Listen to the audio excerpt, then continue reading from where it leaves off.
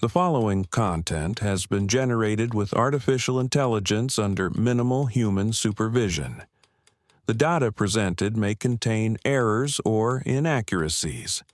The opinions expressed in this content do not necessarily reflect the vision, position, or values of DigiAll. We recommend verifying critical information with additional sources before making decisions based on this content.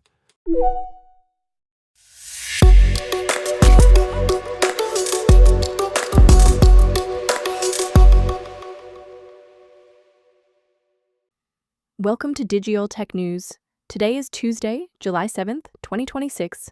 I'm Kylie Brooks, and this is where technology becomes clear and engaging.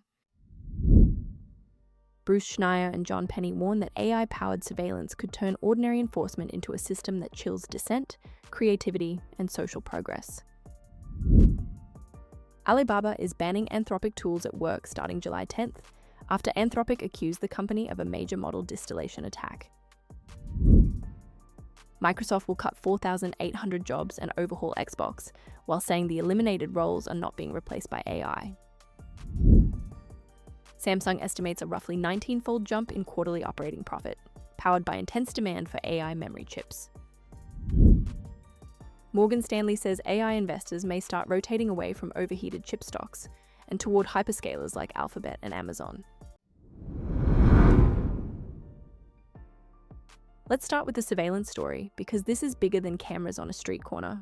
Schneier and Penney are warning about a future where facial recognition, digital tracking, mass databases, and automated enforcement all work together.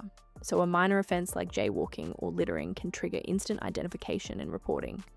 Their concern is not only privacy, it is behavior.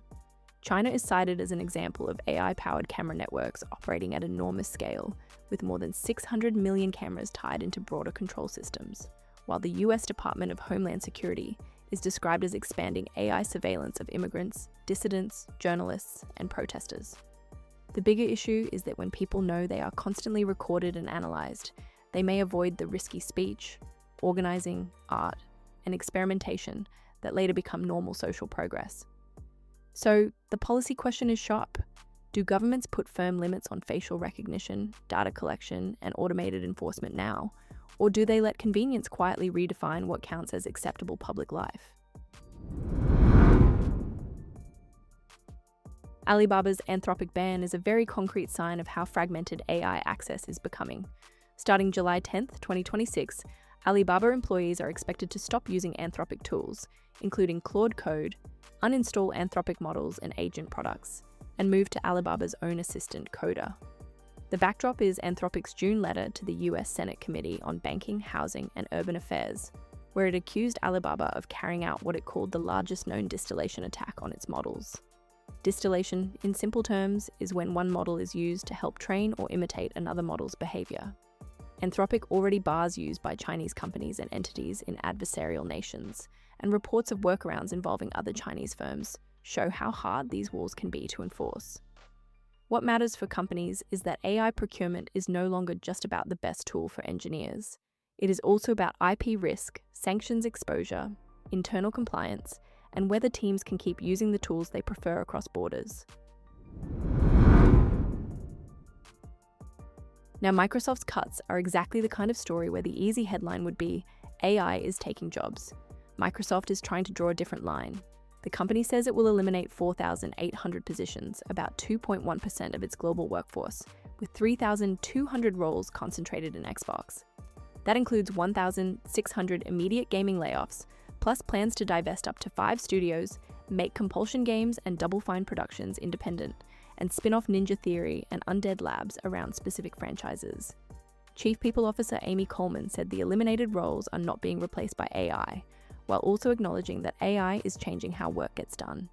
In practical terms, this looks like portfolio discipline after years of gaming investment, including Activision Blizzard, and while Microsoft is under pressure to fund massive AI infrastructure spending. The question for workers and investors is whether AI becomes the direct replacement or the financial gravity that forces companies to keep headcount tighter while they chase data center returns. Samsung's preliminary quarter shows the other side of the AI boom, not the app layer, but the memory layer that makes all of this computation possible. The company estimates second quarter operating profit of 89.4 trillion won, or about $58.4 billion, up from 4.7 trillion won a year earlier. Revenue is estimated at 171 trillion won, up 129%, and this would be Samsung's third consecutive record quarter. The driver is surging demand for AI memory chips in a market where supply is tight, especially around high bandwidth memory, or HBM, which is essential for training and running advanced AI systems. That matters because memory suppliers are becoming central to the economics of AI infrastructure, not just supporting players behind the more visible chip names. The grounded question is whether this is a durable structural shift or a cyclical peak that depends on big tech buyers continuing to spend heavily before new capacity catches up. Morgan Stanley's market call is basically saying the AI trade may be widening. The firm sees recent weakness in US semiconductor stocks as a possible sign that investors are rotating toward hyperscalers, the giant cloud and internet companies, including Alphabet and Amazon, that are spending billions on data centers. The timing is interesting. The Philadelphia SE Semiconductor Index rose 11% in June, while shares of Alphabet, Amazon, and Meta were under pressure. Then that chip index dropped more than 11% over the next 2 weeks as the Round Hill Magnificent 7 ETF recovered some ground. Lower expectations for US Federal Reserve rate hikes and falling crude oil prices are also seen as helping the shift. But here is the tension. Hyperscalers may benefit if investors believe they will show more near-term spending discipline, yet clear proof that AI products can earn enough to justify all that infrastructure spending is still the market's big unanswered question. Today's through line is that AI is no longer just a product story.